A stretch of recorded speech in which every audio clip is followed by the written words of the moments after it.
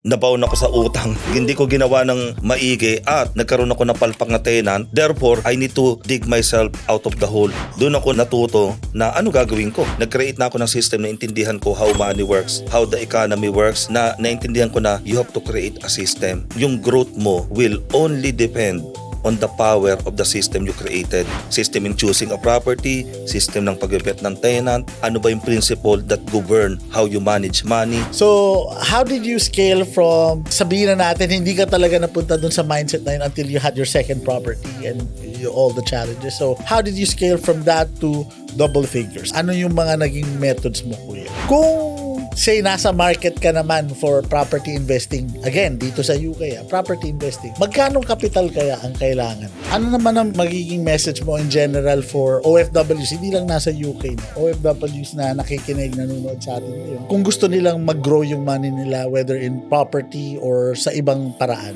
Katulad ni Pacquiao, sabi niya, bata pa lang siya, alam niya magiging champion siya. Pero, ang pagkakaiba,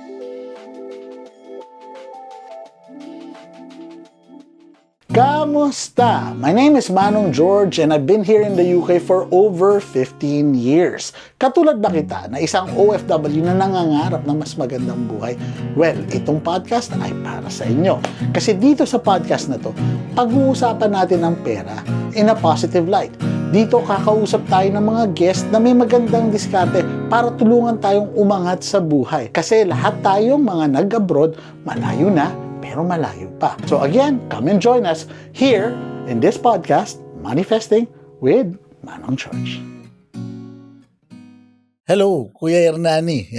nice to see you again. Oh, yeah, ito sa mga nanonood sa atin or nakikinig sa atin, you might, well, obviously, ako kilala ko si Kuya Hernani, yung mga tao hindi gano'n kakilala. So, umpisaan natin, pakilala ka Kuya Hernani, anong ginagawa mo and gano'n ka nakatagal dito sa UK, obviously? 2001, ako dumating. Nung asawa ko muna, 6 months siya nauna. And then, physical therapist ako by profession. So, sa Pilipinas, physical therapist ako. License ako sa New York, although I didn't work there dahil ayaw ko ng palipat-lipat. Ngayon, dito, registered physical therapist ako pero ang trabaho ko ay assessor. Assessor ngayon. And then, tama bang, I assume si Mrs. ang nurse? Siya ang nurse. Ayun. Siya nagdala sa akin dito. Ayun. May tingin pa talaga. Alam na nila may kasama ka. Depende. Pero ang tanong, hindi naman kita ginest ngayon kasi of course, it's not because physical therapist ka or assessor ka ngayon. But yeah, dahil sa the networks we've made, nakilala ko si Kuya Hernani and I'm really impressed how he built himself dito, no? So take us back to yun nga, Kuya, how did it start in what you do? Ano ba yung ginagawa mo? Bakit kita gines? Yun muna pala. Kasi syempre manifesting to, may kaugnayan to sa pera, sa business. So bakit kita gines? Ano ba yung sige, sabihin na natin, wag na nating ano ba yun. What started you in property investing dito sa UK? Yeah. Okay. So, lagyan ko ng konti introduction. Siyempre, physical therapist ako, dumating ako rito. Yun. Akala ko, di ba Amerika, ang mindset. American mindset. Saka, second, yung curriculum natin based sa Amerika. Yun. So, ang ginawa ko, pagdating ko rito, ang focus ko lang, physical therapy. Yes. Okay? Kaya, nag-license ako sa Amerika, sa New York, thinking na kapag license ako sa New York, hindi pwede akong i-reject dito, right? Ayan. So, nag-license ako, so I feel really strong, pumasa ako, right? Nag-apply na ako to get registered here. Pumalpak. Dahil hindi ko alam yung, I do not know the rule of the game. Tingin ko, is how you present yourself. I do not know. Sa Amerika kasi, all you have to do is to pass the licensure examination. But in here, you have to present yourself well, in the right way. Alamin mo yung rules ng game, alamin mo yung hinahanap nila, and then present your application in the right way. In short, pumalpak. I lick my wound too long, right? And hindi ako nag-follow up, hindi ako nag-apply, nag-end up ako mag-work as a factory worker.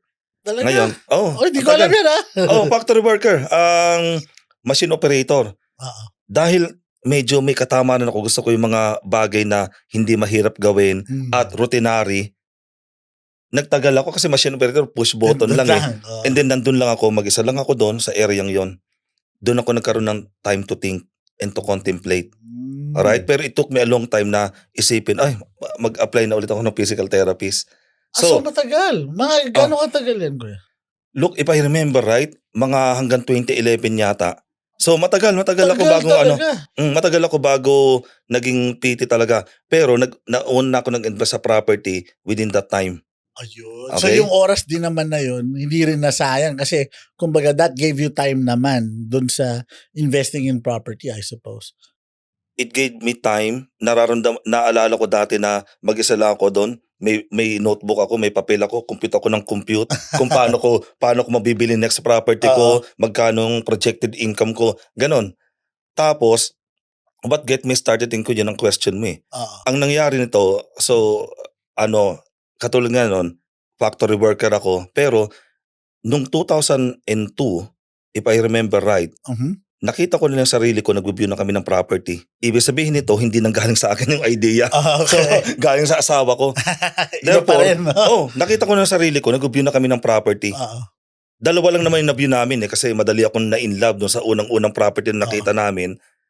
Noon lang ako nakita, terracotta. Right? Terracotta na kulay, yellow. Tapos carpeted. Galing ako sa mahirap. Galing ako ng squatters area. So, talagang nabuhayan ako, na-interesado talaga ako. And then nakita ko na lang sarili ko na may meeting kami ng mortgage advisor. Kasama siyempre si Mrs. Siya lahat ang nag-book, obviously. Natangay lang ako. Hanggang sa nakuha namin yung bahay na yon. Pero, does it mean na nung mindset ko, property na hindi pa rin? Hindi pa rin. Okay. Ang naging mindset ko noon, na nahilig ako mag-DIY. So, kinapit ko yung sarili kong kitchen, natuto ko mag-electrical, mapagkabit lang ako ng extension ng socket, tuwan-tuwa na ako, naglagay ako ng mga drop light, yung ceiling light, tuwan-tuwa ako nun, proud ako nun. Kasi mahal yun eh, yun ang totoo, dito mahal yun, di ba? Magpakabit ka pag ikaw lahat nagbayad nun. Mahal, di ba? Labor, oh my goodness. Ito, share ko lang ha, ako, nagbayad ka na 30 pounds, 40 pounds yata para sa isang tubero na tumingin sa ilalim ng tumatagas naming gripo. May inikot lang. Wala pa talagang 1 minuto. 30 na yun. Sabi ko, sakit sa kalooban. Hindi ko alam ko lang. Sorry, banut talaga ako. Pero yun, sige kuya, tuloy mo lang. So, paano nag-evolve from there? No, DIYing, ano nang nangyari sumunod? Ngayon, ito hindi ko alam ang makikita mo lang yung experience na yun ay mapapakinabangan ko pala in the future. So anyway, doon ako proud. Mag-iimbita ako gumawa niyan. Di ba? Nag-bricklaying pa ako, gumawa niyan. Right? So, nagpapaparte lang ako para ganun. Kasi pakita ko na, ako lang nagkabit ng kitchen na yan. Yung mga ganun. Anyway, pagkatapos nun, ito na naman, nakita ko na, lumapit na naman yung asawa ko sa akin. I-refinance natin to, tapos bili tayong pangalawang bahay. Kasi kakapanood niya ng Homes Under the Hammer. Yun. Hanapin niyo po yan. Noon time show yun. Pero look, delikado yun Kasi pinapakita lang nila yung kahit good parts.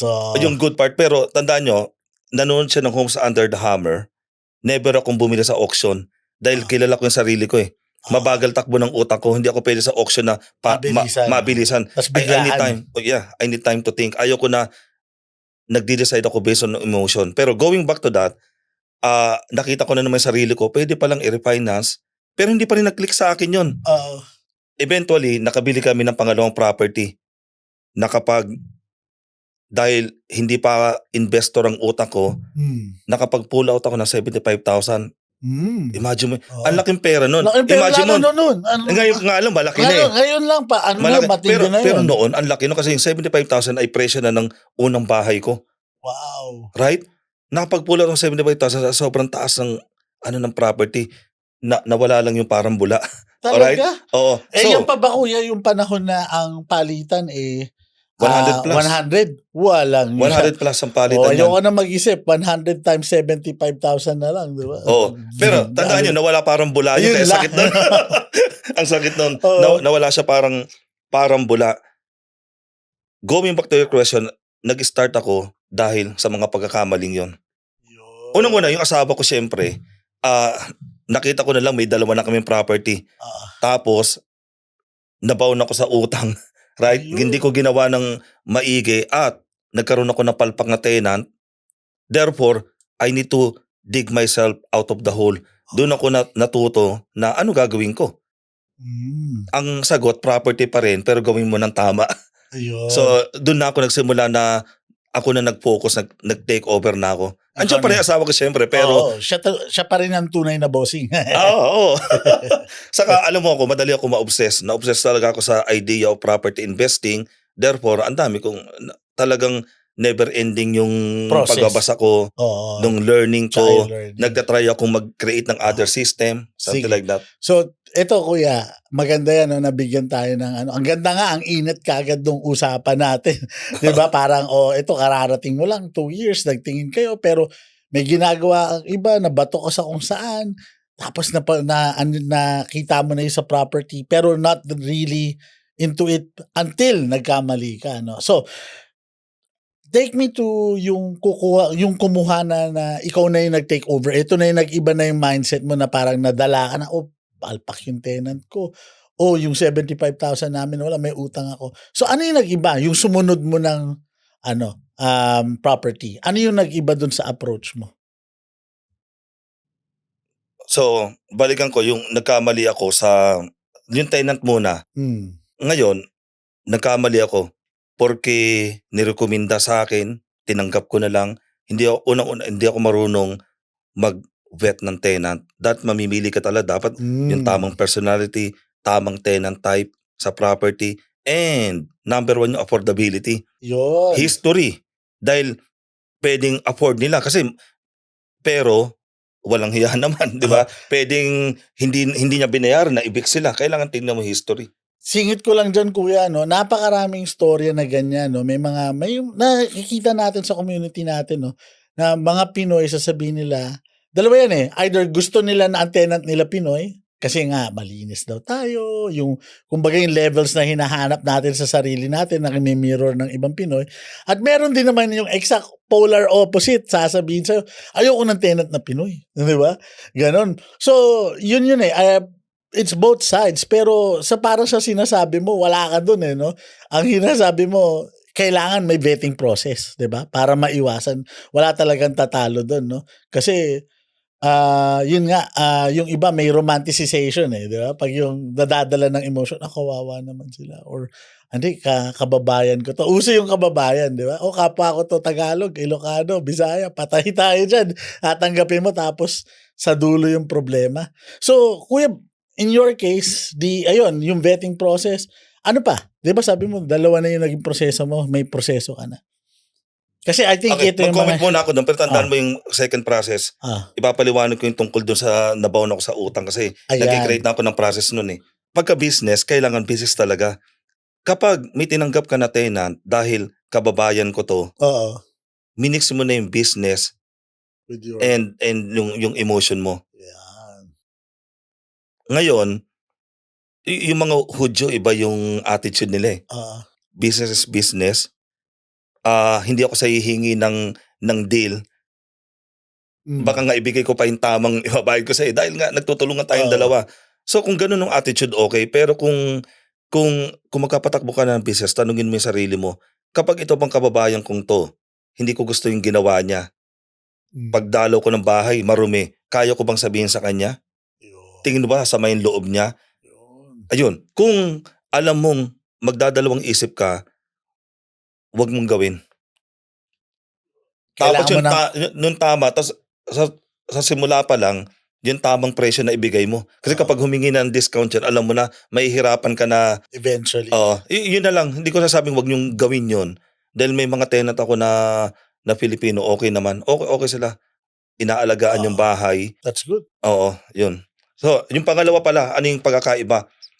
Naintindihan ko na, pinag-aralan ko na, yung pag-handle ng pera.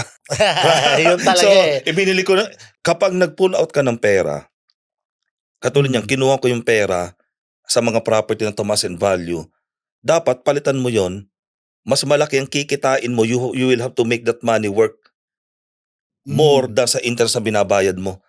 So, yun ang nagbago. Nag-create na ako ng system na intindihan ko how money works, how the economy works, na naintindihan ko na you have to create a system. Yung growth mo will only depend on the power of the system you created. Mm. System in choosing a property, system ng pag-vet ng tenant, ano ba yung principle that govern how you manage money. Oo, ganda. Ganda.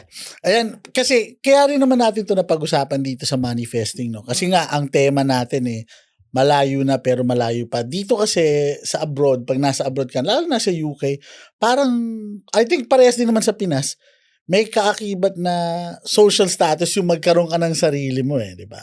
And obviously, pag nasa property ka na, lumalaki yung portfolio, gumaganda. And inevitably, most OFWs would find this as a business dream, di ba? Yan yung mga, pag may nakakausap ako sa community natin, laging sinasabi, ako gusto ko mag-invest ng property dito sa UK, ganyan. So, sa mga nag-uumpisa,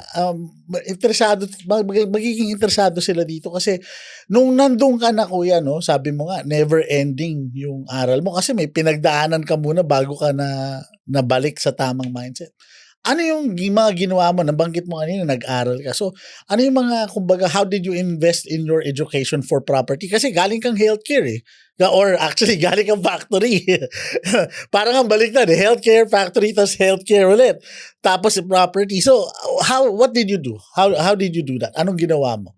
Lalo na ito, I have to say, hindi ka tulad ngayon, marami nang andyan na yung mga influencers, YouTube, 'di ba? Internet. Kung panahon mo yata, kuya, wala pang internet masyado na gano'n, no? May internet na, pero more on pinatanda mo ako.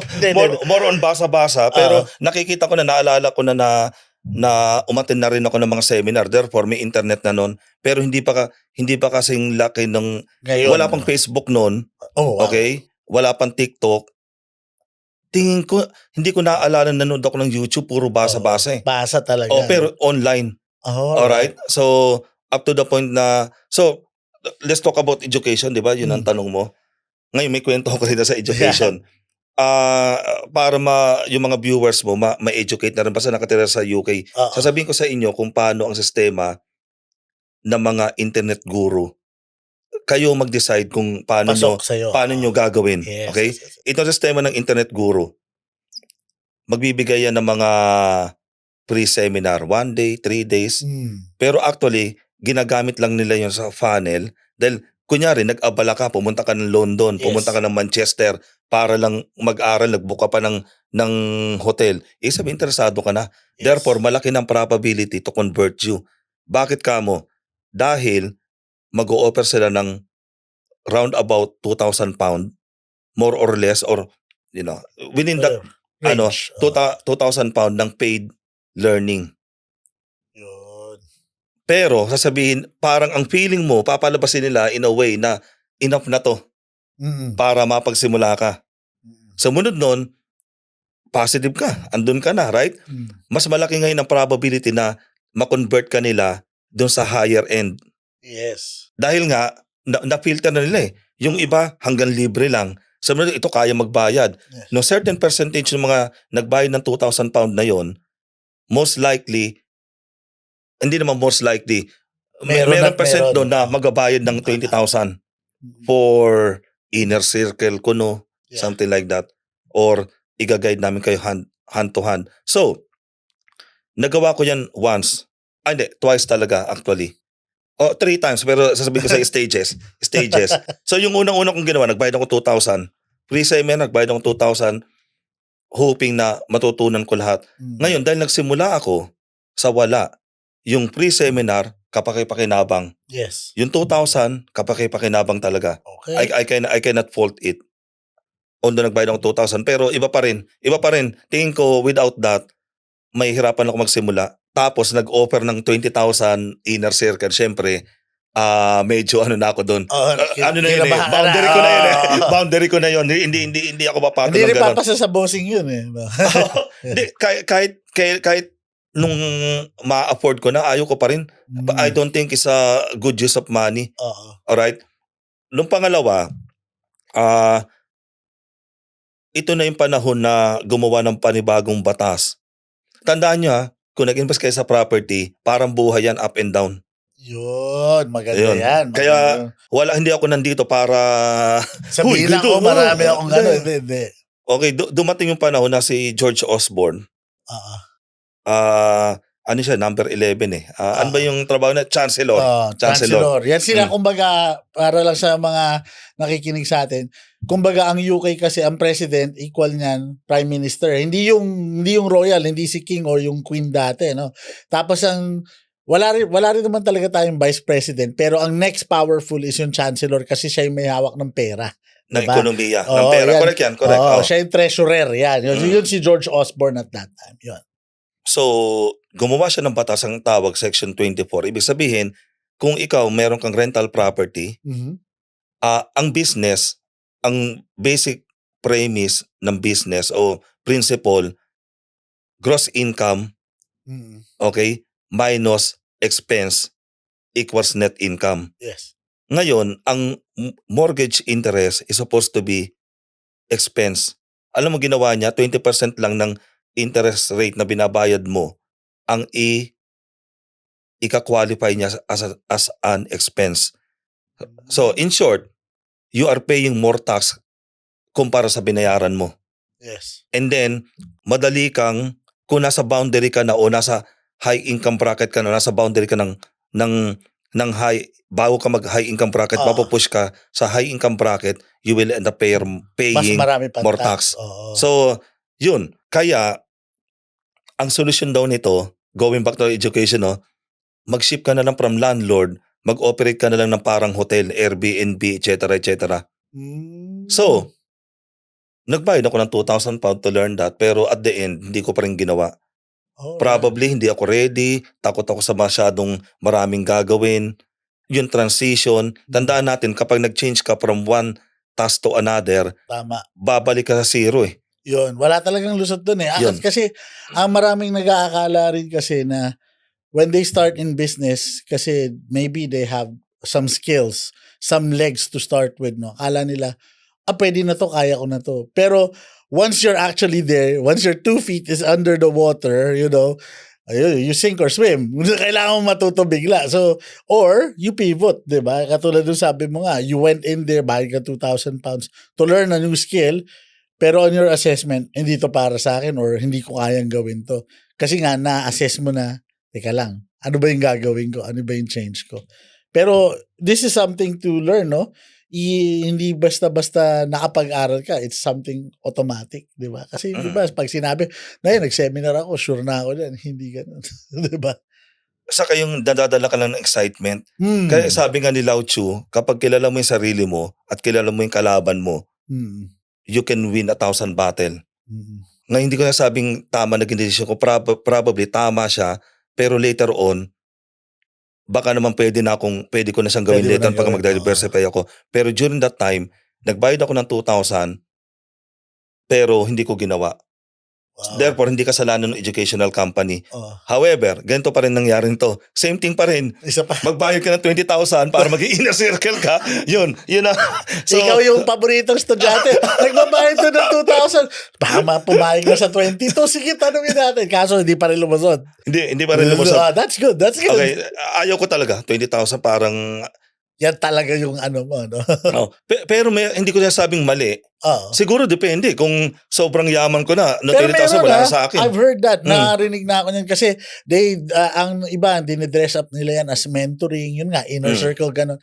I've heard of people, I've attended seminars na parang ganun nga, and some people really are willing to pay, no? Yung iba nga, nagpapatotoo, hindi, this is the best decision of my life. Pero sabi ko, sige, that's your life, not mine, di ba? So, thank you. Tingin ko, kaya nga, ito, honestly lang to, sa akin lang to, pero may point na pwede mong gawin, pwede talagang gawin. Pero kung, sa tingin ko, kung isa-swipe mo yung credit card mo para bayaran 20,000, and then busy ka, dahil malamang mag-work to eh. Kung hindi ka busy, kunyari, si Mrs. lang nagtatrabaho, pero mahirap eh. Hindi ko talaga makita, kaya sabihin lang, kung wala kang pera, ito pa, pwede ka ma-biktima rito. Kung wala kang pera, marami namang pwedeng mag-rent-to-rent ka, magbenta ka ng deals. Hindi ko talaga makuha yung sarili ko na magawa yung magbenta ako ng deal, lalo-lalo na bago ka. Okay, wala pa akong stripes dito sa akin, tas bebenta kita ng deal, ito kikita ka ng pera, pahingi ng 3,000. Hindi ko makita, pero some people make it work. Yes. Therefore, I'm not discounting the probability, pa sa decision nyo yan. Pero gusto ko lang dagdag dyan, no? On a personal note, alam ko yung sinasabi mo yung parang napunta ka doon to think na you're looking at potential, di ba? Kasi pwede naman ito mangyari. And lately, nagkaroon ako ng ganong experience. Tingin ko, kaya ko to. But the more as I get into it, lalong na natututunan ko, parang teka lang, lumalayo naman ako. Sabi ko, binabasa ko to, parang, oh my God, hindi ko kaya to. And at the end of the day, it's all about as well, kasi sasabihin nila kailangan, you need that discomfort for you to move. Pero you have to move on a level of comfortability para rin nakakagalaw ka na maayos. Kumbaga, may kumpiyansa ka. Hindi yung blind confidence, di ba?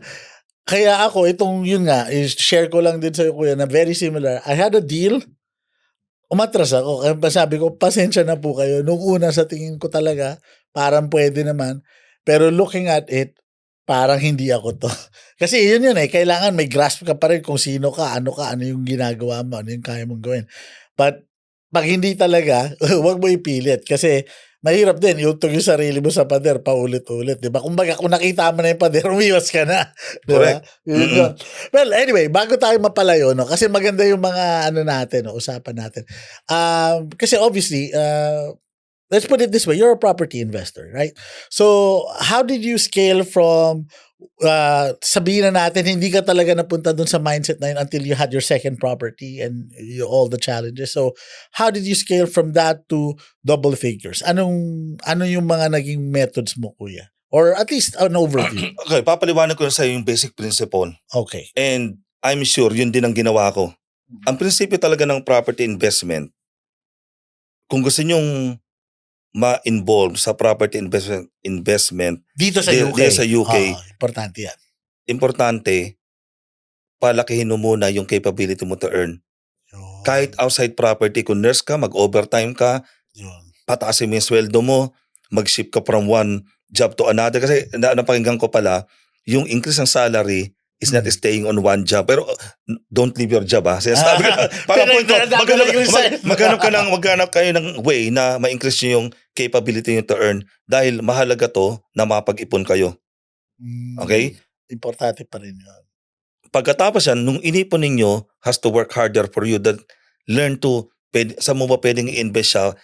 Let's say, for example, kung nakatira kayo sa area na ang normal na bahay, yung mga ex-council houses ay mga 200, 250, 250 let's say, yung mga terrace house na ex-council house. Kung ang deposit 10%, gano'n nyo katagal to bago maipon? Tingnan nyo kung magkano disposable income ninyo. Habang nag-iipon kayo every month, iset nyo na, auto-debit sa inyo ba pwedeng i-invest yung perang yon? Itago nyo na lang ba sa ISA o i-invest nyo sa S&P 500 kung it will take you 5 years to tawag to, na makaipon, at least yung pera nyo lumalaki pa, na-accelerate yung pag-save ninyo. Ngayon, scaling na tayo, no? So, kung ano man ang pinanggagalingan ng pera nyo, i-maximize yung income nyo dyan. Mag-ipon kayo, spend less than you earn. Bilihin nyo yung una nyong property. Ngayon, nakakaipon na kayo sa inyong earned income, meron na kayong property that goes up in value. So, dalawa na. And then, nakabili kayo ng unang-unang yung investment property. Therefore, may earned income na kayo na iniipon ninyo. Meron kayong property, ng residential property that goes up in value. May rental property na kayo na also goes up in value and bring you more money in terms of rent. Ipunin nyo ulit yun. Darating yung panahon, kailangan nyo maintindihan yung cycle ng economy. Darating yung panahon na mag-drop nung property at pagka umangat yan, mas malaki iangat. Ita-timing nyo yun. Kapag may enough na kayong equity, then you can buy, pwede kayo mag-pull out ng, ipunin yung rental income, mag-ipon kayo sa earned income ninyo, i-pull out nyo yung mapupull out ninyo to buy your next property. And then repeat. Ngayon, pag tatlo na yan tataas. Exactly. Ikaw ba ay nagpapadala ng pera para sa Pilipinas? Kung OFW ka at nagbabayad ka pa ng fees para sa inyong padala, well, let me introduce to you TapTap Send. TapTap Send is free sa padala ninyo, mabilis ang rates at safe ang inyong padala. Ngayon, if you use our code PinoyUK, you get an extra 15 pounds sa inyong unang padala. But wait, hep. Pwede rin gamitin ang aming code ng PinoyUK kung ikaw ay taga USA, Canada, Australia, Dubai, or UAE, at marami pang iba. So, use our code PinoyUK at magpadala na sa TapTap Send. Ano pang hinihintay nyo? Tap mo na yan. And then compounding na yun, no? Parami na ng parami. Babalikan ko lang yung ibang terms doon, no? Kuya, narinig, maaari kasi ito, may nakakarinig, hindi naman taga UK. Ano ba yung ISA na sinasabi? Yan ba yung dating child star? Hindi kasi, syempre, ano ba yung ISA? So, bigyan lang natin sila ng a brief overview. Ano ba yung ISA? Sa UK, alam ko sa Amerika, ang ISA parang Roth IRA yata or something like that yung 401. Hindi, Roth 401k? Hindi, iba 401k parang pension yan. Parang pension yun oo. Okay, in short, inaalaw tayo na save ng 20,000 sa UK without na babayaran nila kayo ng interest up to 20,000 na walang tax. Tax-free. So, tax-free savings po yan. Tax-free with high savings interest, tax-free savings. Pero may cap. Pero, at the end of the day, may tulong siya. Yun yung tulong siya. Kasi ang laki ng interest compared sa going rate. Yun yung So, yun nga, ang kailangan nilang matutunan is save, buy their own property, may dalawa na silang funnel, then try to get a third property, and then repeat, diba? Yun. But all the while, nandun pa rin yung saving. And at the same time, pag-aralan yung economy, no? Timing, ika nga. That's good. That's a very good tip, ano? Pero, what kinds of properties kayo, kuya, personally do you invest in? And alam ko, may iba-iba ng klase ng property investor. Ikaw, ano yung preference mo? Katama yung sinabi mo na iba-iba ang diskarte sa property. May iba nagde-develop ng property. Yes. Yung iba, katulad ng sinabi ko, service accommodation. Yes. Ito ang focus ko for now. It could change later on, pero mind you, malamang gusto ko yung mga boring stuff. Tandaan natin, meron ako nabasang libro bago ko sagutin tanong mo. May nabasa akong libro talaga, The Road Less Stupid. Ngayon, pagka nag-ship ka, lalo na yung development, magagawa ka ng block of flats, something like that. Dahil may darating yung panahon na lalaki ka talaga and mabobore ka. Isipin mo, why don't ito na yung next stage. Pero marami na ako narinig na depende dapat magaling ka buwasan ng ekonomiya dyan. Kapag nag-develop ka at gumagamit ka ng other people's money, make sure na hindi malapit ang recession. Kapag tinamaan ka ng recession at nasa gitna ka ng development mo, ipo-pull out nila lahat ng pera. May inaasahan kang pera, no? Ayaw na lang magpautang. Mapipili na ka magbenta at alos. At yung pinaghirapan mo ng many years, kaya mo nagawa yon, baka mawala. Ngayon, balik ako sa tanong. Ang focus ko lang, HMO and single let. HMO means home for multiple occupancy. Parang, ano bang kakamukha niyan sa Pilipinas? Anong itsura nun? Ang home for multiple occupancy, boarding house. Yun yung gusto ko maana. Kasi, alam ko may makikinig dito, paano ba yun? Ano ba yung sinasabing HMO? Yan, parang boarding house. Pero ito, yung boarding house, ikaw yung landlord, tama, no? Ako yung pero landlord. Hindi kayong, iba kasi yung tipo ng boarding house, naalala ko yung mga panahon nag-aaral ko sa UST, merong bantay na nandun lagi Hindi yon. Ikaw, hindi ka laging nandun, di ba? You let them live their lives, tama. You let them live their lives. So, discuss ko ng konti yung HMO and single let. Yes, ang HMO, mas malaki ang cash flow niya. Pero, mas malaki ang kailangan mong cash outlay. Dahil kailangan mo siyang gawin room per room, kailangan i-convert mo yung 3-bedroom into 5-bedroom to maximize your income, kailangan magdagdag ka ng... Yeah. Yung mga pinto, kasi di ba kuya, hindi Correct. Tama yun. Munta ka na nakalimutan yan. Kailangan compliant ka. Yes. Kailangan fire door, kailangan meron link fire alarm, tapos may mga smoke strips, something like that. Pero number one talaga dito na meron akong property, HMO, na lahat en suite. Ang mahal nun, hindi ko na ulitin. Hindi ko na ulitin. Pero lately, nakita ko talaga, mas mabenta talaga yung may mga nag-view dahil yung mga en suite ko hindi na available, hindi nagtuloy. Hit and miss, pero napaupahan ko pa rin naman eh. Ang point nito, mas mahal, mas malaki ang cash outlay kung HMO. Dahil yung refurb mo, kung hindi ka marunong gumamit ng builder, baka lalo ka pa mapamahal. Ito na nga pala, nabanggit natin DIY kanina. Actually, in preparation yan sa future pala. Dahil kunyari, nagpagawa ko ng kitchen, alam ko kung gaano kahirap, gaano katagal. Dahil may DIY experience ako. Therefore, hindi na ikaw. Hindi dapat ako ma-rip off. Ayun, alam mo naman yung pricing. Alam ko yung pricing, gaano katagal. Yung costing, better ako sa costing. Ngayon, yung single let naman, nag-i-invest naman ako sa property. Hindi ako sa tinitirahan ko. In my opinion, mababa ang rental yield. What does it mean? Ang rental yield is the ratio between how much rent you can get and the price of the property. Yung mga cheaper area, mataas ang rental yield. Yung expensive area like London na lang gamitin natin, mababa ang rental yield. I see. Dahil masyadong mahal yung property kumpara sa ratio ng makukuha mong rent. Yes. Nag-i-invest ako sa single let sa mga low value areas. Yun. Sa isang low value areas dahil sa cash flow. I want to live in the now. Katulad nung sa Pilipinas, di ba, minsan, ang parating lang inisip, tatasin value to, mag-i-invest sila. Pero, they're losing money month after month paying the mortgage. Ngayon, mahalaga sa akin ang cash flow. Right? Kaya nag-invest din ako sa area na mataas ang rental yield. And may HMO naman ako na mataas din ang nasa area na maganda ang capital appreciation and at the same time, malaki yung cash flow.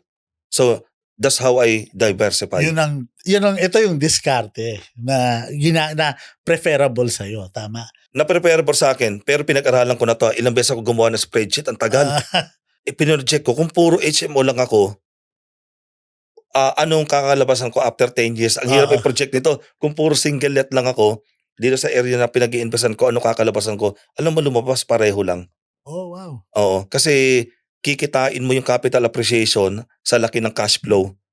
Tapos, mabagal naman ang return on investment. Malaki ang cash flow mo every month sa HMO, pero mas mabagal ang return on capital invested. Galing, ano? So, talagang may pros and cons, no? And then, parang ang sabi nila, pipiliin mo yung kaya mong, what you can live with, di ba? Choose your hard, parang ganon, di ba? So, choose your hard, yes, correct. Ganda, di ba? So, let's talking about hard.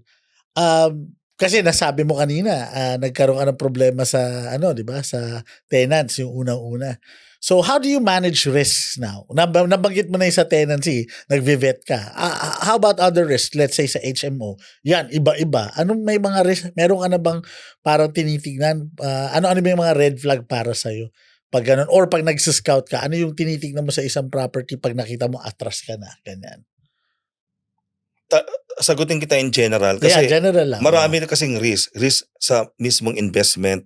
Risk sa management mo. Yes. Na mga tenant. Ganon. Ngayon, to manage risk in general, lalo na kapag nagbi-business ka na, unang-una, mag-maintain ka ng liquidity. Kahit ang gaganda ng tenant mo, hindi ka nag-maintain ng liquidity, may nangyari, tumaas ang interest rate, or nagkaroon ka ng bad tenant, tapos wala ka ng pambayad, you need level of liquidity. So, teka lang ha, ano yung liquidity, kuya? Kasi syempre, kailangan medyo maintindihan ng lahat. What do you mean by meron kang liquidity? May pera ka sa bangko. Yun, may pera kang mailalabas pag kailangan. Yeah. Kasi, ang hindi ko pa nababanggit dito, hindi naman natin taga mako-cover lahat eh. Of course. Yung fear and greed. Kung may pera, let's say, may 50,000 ka sa bangko. Nako. Let's say, for example, kaya mo nang bumili ng another single let Totoo yan. Ibibili mo ba yon o itatago mo siya sa liquidity? Doon na magkatalo ang fear and greed. Kung hindi ka Yes. takot, greedy ka, ibibili mo. Oo. Right? Kasi Pero naisip mo, wala ka growth. ng pera sa bangko. Oo. Do you feel comfortable? Yun. Pero hindi ko tayo tuturuan kung paano nyo gagawin kasi mahirap eh. Iba-iba kanya-kanya Kasi, yan eh. Kunyari, ikaw, binili mo siya. Hindi ako bumili. Tapos nakasurvive ka. Hindi ka Yes. nagka-problema within 2 to 3 years. Panalo. Mas marami ka ngayong bahay, mas konti ako. Oo. So, kung ano tama at mali will depend on you. Pero pagka natsambahan ka naman, hindi natin alam. Yes. Oo. So, nasaan ka doon? Nasaan yung, kumbaga, ano ba to? Appetite for risk. Diba? Yun eh. Kung hanggang saan yung kaya mo. Totoo yan. Maganda yung mga Pero ni tingin ko Kuya, hindi mo kailangan ng 50,000. Depende kung gaano kalaki yung portfolio mo. Oo. Siguro kung mag-maintain ka ng 20,000, mahirap, hindi natin madidiscuss kung gaano kalaki dapat ang portfolio para sa liquidity. Pero basta, somehow meron kang formula. Kanya-kanya talaga yun. May formula ka na to feel safe in terms of liquidity. So yung risk, tenant selection, kailangan mag-create ka.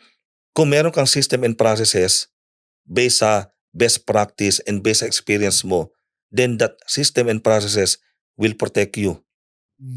How to manage risk again? Understand the economy. Ang recession is always around. May boom and bust, boom and bust. Therefore, dapat may enough ka na knowledge, ma-anticipate mo siya para makakagawa ka ng hindi, imbes na yung action mo ay reactionary, nagre-react ka lang kapag nangyari na, dapat ina-anticipate mo siya bago mangyari and create a plan. Galing. And nung iba, to manage risk, huwag kang malito, ang pera ng company, ng negosyo mo ay hindi mo pera. Try to live within, spend less than you earn technically. Yun, totoo yan. And marami pa. Insurance is a risk management. Ayun, on the top of my head. Galing. Alright, so sige. Sesegue lang ang konti.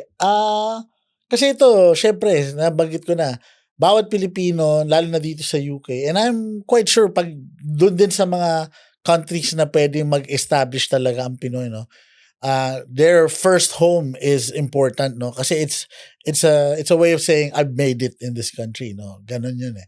So, ang tanong ko, meron ka bang advice para dun sa, halimbawa, wala pa sila sa property investing mindset pero naghahabol sila sa kanilang first property. Lalo na ngayon, I have to be honest, no? Ang UK ngayon, medyo mahirap ang buhay ngayon, di ba? Mabigat ngayon, mahal ang bilihin, ang sweldo mabagal tumaas, di ba? Ang palitan, ngayon actually mataas, pero ang problema doon, naghihirap pag gano'n, medyo nagmamahal ang bilihin sa Pilipinas, so tumataas yung padala mo. No? So, ang tanong ko yan, meron ka bang magandang payo para doon lang sa mag-uumpisa pa lang talaga naghahanap ng property nila, una nilang property? Kumausap kayo mortgage advisor. Yun. Yung talagang pagkakatiwalaan ninyo, alamin ninyo, kunyari, mag-isa lang kayo or couple kayo, magkano ma-afford nyo sa couple. Kung single naman kayo, magkano ma-afford nyo as single person. Ngayon, medyo may kahirapan to, lalo kung single ka, medyo may kahirapan talaga to. Kapag alam mo na yung kaya mong ma-afford na bilihin, pero sabihin mo lang, okay, you can find a house worth 140,000, 200,000, 500,000. Yun, sasabihin nila, depende sa income level mo, depende sa exposure mo. Kapag alam mo na yan, tignan mo na yung area mo. Kung nakatira ka sa mahal na area, malamang di mo ma-afford. Ano yung property, baka mag-downgrade ka, imbis sa bahay, baka flat na lang dahil ito lang ma-afford ko. Or may mga town ba outside the area na mapag-travel pa rin ako sa place of work ko para ma-afford ko siya. Yun ang mga kailangan yung gawin. So, mahirap yan. Affordability madali, kakusapin mo lang naman yung nung mortgage advisor, pero yung aalamin mo yung area mo, wala kang alam sa property, you don't know what to look for, aalamin mo yung satellite town around the area, yun. And then, spend less than you earn, mag-ipon kayo, baka pwede nyo ma-invest yung pera nyo somewhere para habang nag-iipon kayo, lumalaki. Iwasan nyo muna yung, ito pala, nung 75,000 na wala sa akin, bakit kamo? Nagbibili ako ng mga liability. So, yun. Wala mo ng liability. Sa So, kaning magbigay LV, ka nga ng example. lumang bag muna.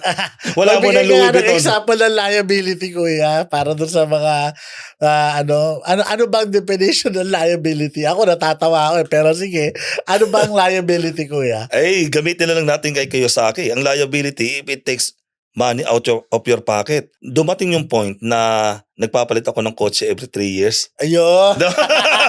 Dumating yung point na yan. Lately ko lang tinanggal. Tapos bumili na ako ng second hand car and then binili ko na lang ng cash. Hindi, pero alam mo, ito, yun. singit ko lang yan. No? Kasi ako rin, lumaki rin sa hirap na there was a time na itong room na to, itong studio na to, ito lang yung tinitira namin. Ito na yan. May toilet pa to, kitchen. Tapos 4 na tao nakatira sa ganito kalaking studio. Isipin nyo na lang yun. Wala nang personal space. Pero, iba talaga kasi pag minsan nakahawa ka ng malaking pera, parang yung natakam ka ba? Diba? Yun eh. Yun nga yung sinasabi mo eh. Don't buy when you are emotionally invested on something. Kasi ganyan, alam ko rin yung sinasabi mo eh. Siyempre, dati, jeep lang ako. Naglalakad nga lang ako. Nagwa 1, 2, 3 pa ako dati. So sabi ko, sige, bili akong kotse. Dapat yung maganda, dapat yung ganito. Ayan, dito na uubos yung pera natin. Yun ang liability. Talo ka kaagad, pagkabili mo, yung value bagsak na. Diba? Which is, unfortunately, totoo naman kotse. Anyway, sa ibang episode, pag-usapan natin, siguro, paano yung kotse, it would work for you. No? How you make money of it. Pero, maganda yung sinabi mo kanina, kuya eh. What would you say, may ibang school of thought that they would say, if you're in the market for a property, edi bumili ka ng property na pang-investment ka agad rather than pang-tira. Rather than titirahan mo. What would you say on that? What's your take on that? Personal lang to ha. Kung nakatira ako sa area na ma-afford ko, bibilhin ko muna yung sarili kong bahay sa area ko. Yung usang ananan. Bakit ka mo? Lalo na kung first time buyer ka, ang alam ko, walang stamp duty and land tax. Yun. Ngayon, kung hindi ka naman loaded ng pera at bibili ka ng investment, tapos bibili ka lang doon sa murang area, let's say, nakatira ka sa 250,000 area na normal house, at bibili ka ng 100,000 na investment dahil yun lang doon, bibili ka ng investment sa iba, sasayangin mo yung stamp duty and land tax mo na free. Yun lang, pero siguro kuripot lang ako kaya ganun. Kasi yung pag meron ka ng tax kagad. Ang alam ko 5% na yata ngayon sa England eh. Oh wow. Imagine mo, makatipid ka ng 5,000 kung bumili ka ng 100,000 na bahay dahil nag-invest ka doon sa mura. Pero magkano yung matitipid mo? 10,000 something? No, correct me if I'm wrong. Sa math. I-ano nyo na lang kung ang alam ko kasi 5% dati, 10% na ngayon eh. 5%, 3, tas naging 5 eh. Pero correct me if I'm wrong, I'm just speaking that ano lang yung naaalala nyo. Pero yung matitipid mo, habang nagmamahal yung property na binibili mo, lumalaki yung natitipid mo sa stamp duty and land tax. And kahit papano, safe yung parang kumbaga sa boxing na pag-sparring ka, hindi ka lumabang kaagad ng championship. Tapos, kung sparring lang, pwede kang tinamaan ka, pwede mo, tigil na, stop na. Di ba? Sana yan, mananakaut ka talaga. Yun talaga, hindi ka patitigilan hanggang mabugbog ka. Tama naman yun. Napakaganda nung mo kuya. No? So, andyan na tayo na pag-usapan natin na angguluhan natin ng boxing at bugbugan. Looking back, meron ka bang parang you wish you have done differently nung nag-uumpisa ka? Kasi may mga nakikinig din ngayon, I bet nandun sila sa property investing journey nila, lalo na yung nasa UK kasi dumadami na yung mga Pinoy na very interested in this. So looking back, meron ka bang parang feeling ko kung hindi ko to ginawa, I would have done better, or parang ito, malaki talaga yung natutunan ko dito? Nakahawak kong 75,000, therefore, i-employ ko yung 75,000 na yun to work for me. Hindi ko ibibili ng liability. Iko-control ko yung finances ko. Nawala yung parang bula. Kung ano maisipan kong gawin, holiday dito, bili ng ganito. Wow. Magpagawa ko ng conservatory na bumili na hindi naman nag-increase yung value ng property. Doon napunta. Mag-iipon ako more. Mag-start ako magda-diversify ako early. Dahil kung nung year 2000 pa lang nag-invest ako sa S&P 500 kahit 50 pound a month. Kahit magkano na ngayon. Magkano na ngayon yun? At Diyos ko po. Tuwing may bago kong property, yung part nun, kahit every property, magdadagdag ako ng 20 pound, 30 pound, 50 pound, or 100 pound even, dahil ibabalance mo rin eh.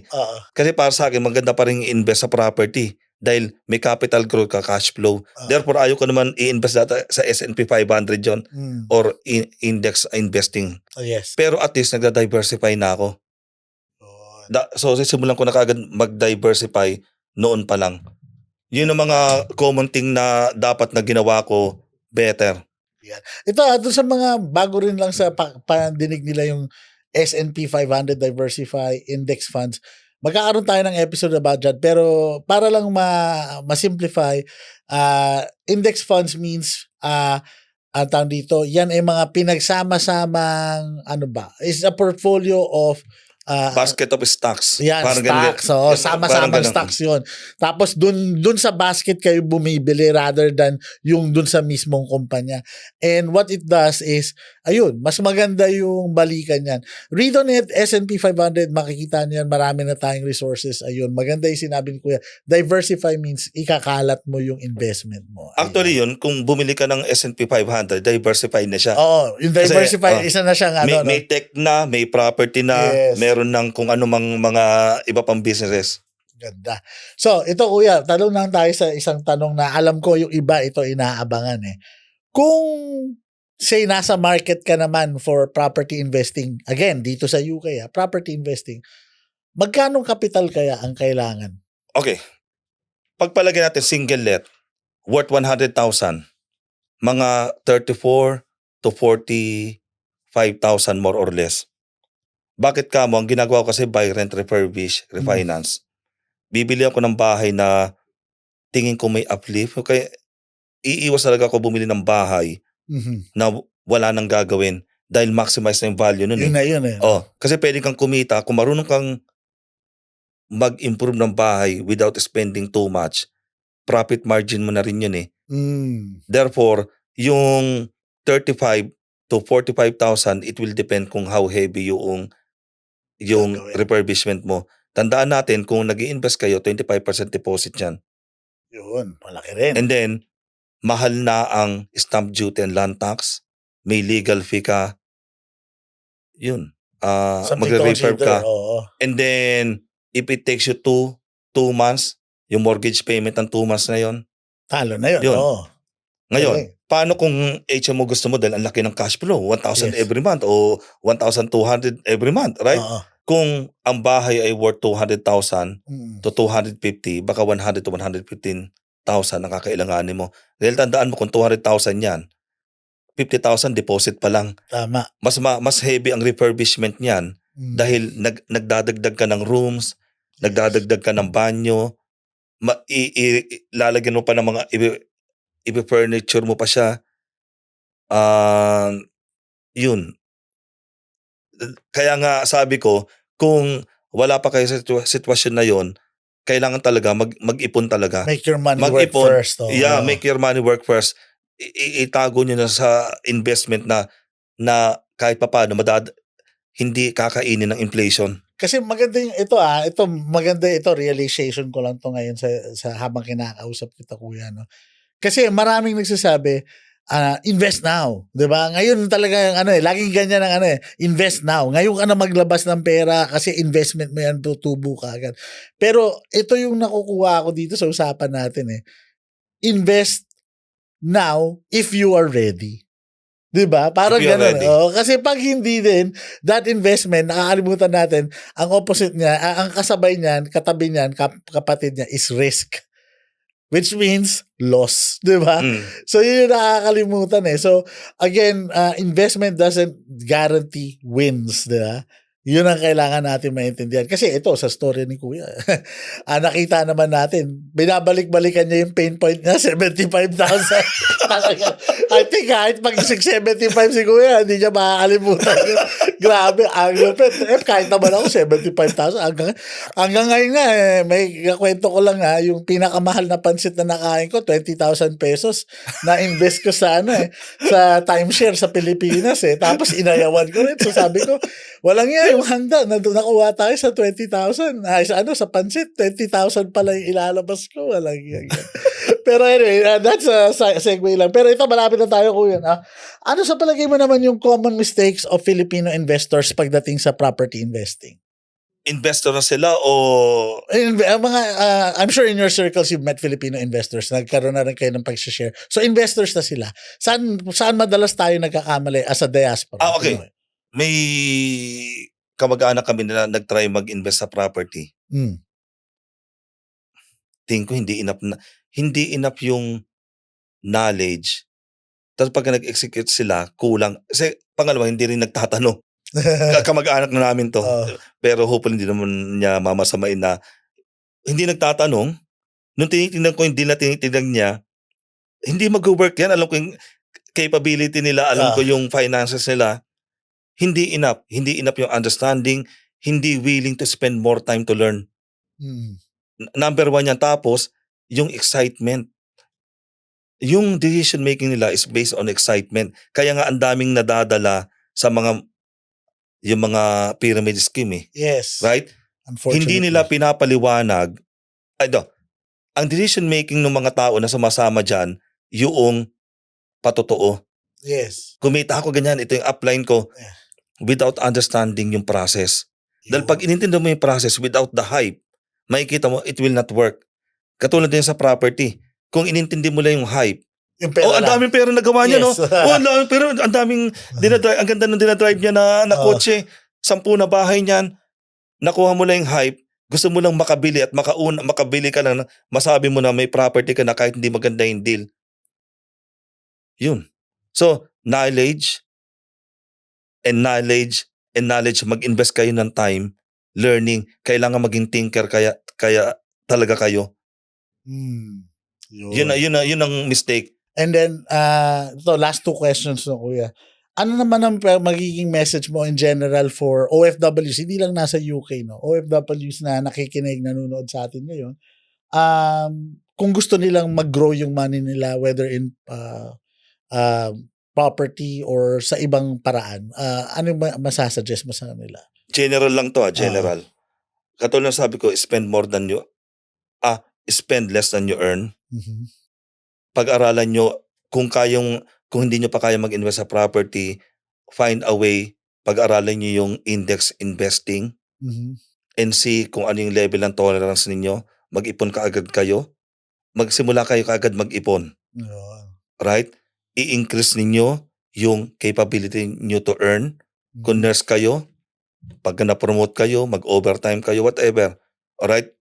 Meron kayong side income, do it, pero ipunin ninyo.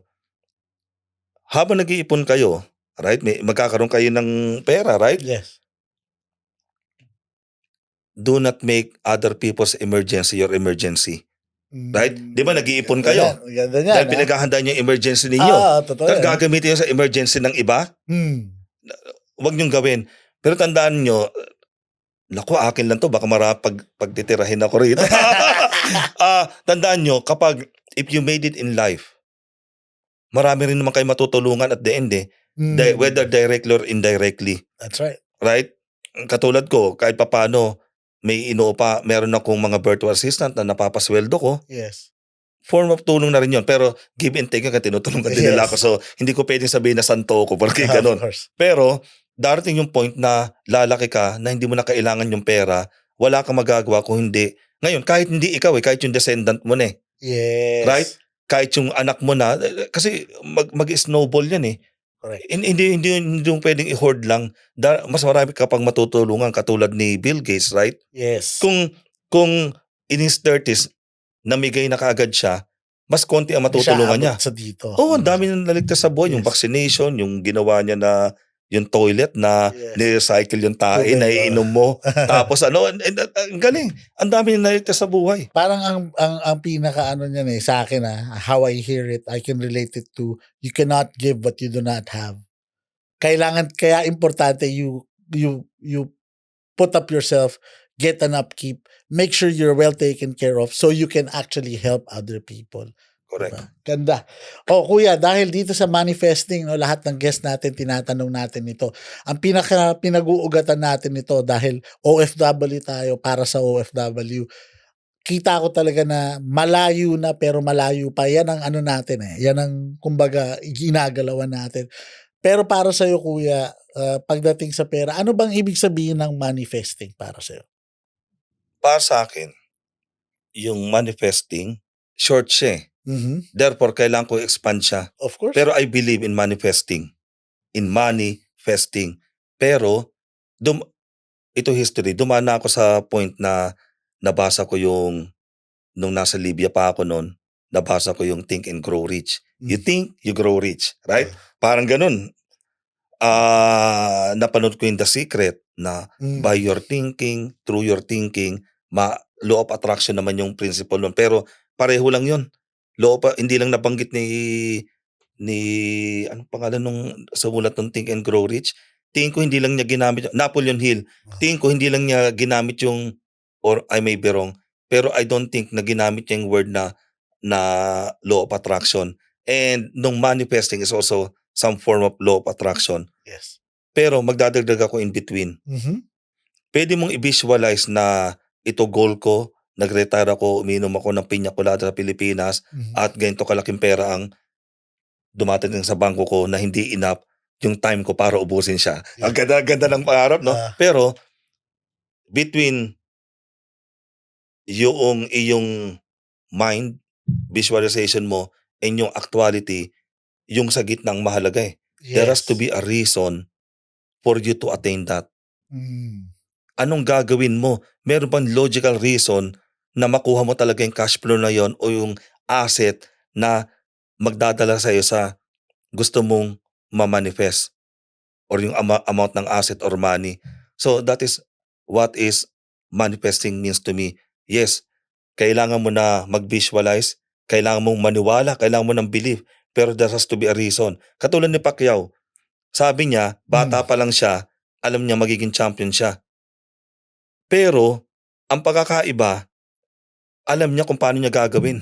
Yes. Nandun yung tamang mindset, talagang insistent talaga siya. And lo and behold, nangyari. Pero kailangan alam ninyo, you cannot think, hindi pwedeng isipin nyo lang. Hindi pwede. Faith without works is nothing. Nasa Bible yan. Therefore, kailangan ng work, kailangan ng reason. Ngayon, pero pag ang faith, wala ng reason yan eh. Pero pagka money lang pag-uusapan natin, there has to be a reason why you will be able to attain that, why you will be able to manifest that. That is manifesting means to me. Ganda. Ayan, maraming salamat Kuya Hernani. Sa mga gustong makita ka, makilala ka, saan kanila makikita? Meron ka bang social media presence or paano yun, Kuya? Kung gusto nila mag-reach out sa'yo. Meron akong YouTube channel. At siguro share mo na lang dun sa description ng YouTube channel. They can follow me on Facebook. I-add na lang natin dun sa description. Yes. Okay. Sige, invite mo sila Kuya. Sabihin mo diyan. Ito yung camera mo. Ito to, camera mo. Okay, kung gusto nyong matuto sa property, ngayon, medyo contrarian ako kaya kailangan intindihin nyo lang, pwede nyo intindihin doon. I-pick nyo yung something that resonate with you. That's right. And follow me in my YouTube channel. Yan. Regularly ako mag-upload doon. And then you can connect to me through my Facebook. Discarding Pinoy UK. Sa akin, Discarding Pinoy UK. Meron akong group na Discarding Pinoy UK. Mag-join kayo. Ilalagay ko yung link doon. Yes. Okay? Alright. Ayan, with that. Maraming salamat ulit, Kuya Hernani. Okay, thank you. Itong podcast natin to, hindi mangyayari kung wala tayong tulong sa napakaraming tao. Kaya mag-uumpisa ako magpasalamat sa ating executive producer na si Miss Faye Santa Ana Corpus. Also, our intro music is care of the artist known as Silelar. Based siya sa Philippines. At of course, kayo mga listeners natin, maraming salamat sa suporta.